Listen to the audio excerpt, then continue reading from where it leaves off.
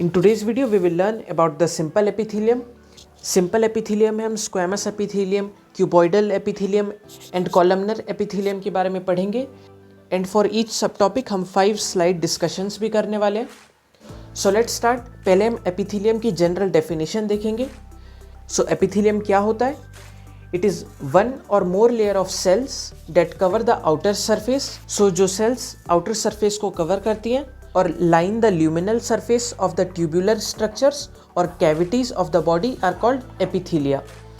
So जो भी cells outer surface को cover करेंगी और inner surface of tubular structures or cavities of the body are called epithelium. Epithelium single layer of cells भी हो सकती हैं और multiple layer of cells भी.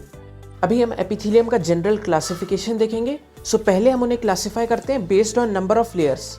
If they are unilayered, then simple epithelium. Multilayered, then stratified epithelium. और एक third classification होता है pseudo stratified epithelium का. So simple epithelium में unilayered cells होती हैं. अगर वो flat होंगी then they are called squamous epithelium. अगर उनका height and width equal हुआ then cuboidal epithelium. If the height is more than the width then it is called columnar epithelium. Multilayered epithelium में हमारे पास दो सब टाइप्स हैं, the stratified squamous epithelium and transitional epithelium.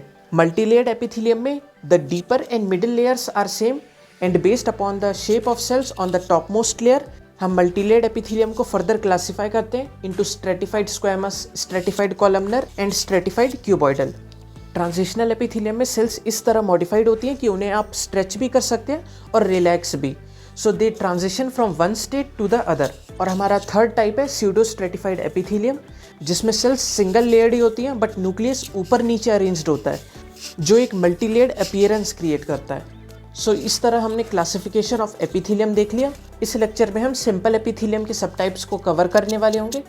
So in the simple epithelium पहले हम squamous epithelium की theory देखेंगे with the help of some pictures also, और उसके बाद हम 5 स्लाइड डिस्कशंस करेंगे. सो स्क्वैमस एपिथीलियम को अगर हम सरफेस व्यू से देखें देन पॉलीगोनल आउटलाइंस होती हैं which interlock with those of adjoining cells. So आसपास के सेल्स एक दूसरे के साथ इंटरलॉक्ड होंगे और पॉलीगोनल आउटलाइंस प्रेजेंट होंगे.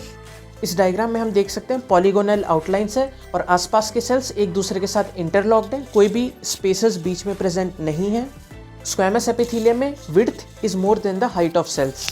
साइटोप्लाज्म के कुछ features, it is thin layered and nucleus produces bulgings of cell surface. Cytoplasm इतना थिन है दैट जहाँ पे न्यूक्लियस प्रेजेंट होगा वहाँ पे बल्जिंग ऑफ सेल हो जाएगी. सो यहाँ डायग्राम में हम क्लियरली बल्जिंग ऑफ सेल्स देख सकते हैं. स्क्वैमस एपिथीलियम में सेलुलर जंक्शंस कौन से प्रेजेंट होंगे, देन ऑक्लूडिंग जंक्शंस जिन्हें हम टाइट जंक्शंस भी बोलते हैं. टाइट जंक्शंस में इंटरसेलुलर स्पेस बिल्कुल निल होता है. So any substance passing through the epithelium has to pass through the cells. Cells के अंदर से पास होना होगा and not between them. Intercellular spaces है नहीं, तो एक सेल से दूसरे सेल हमें सब्सटेंस को ट्रांसफ़र करना होगा.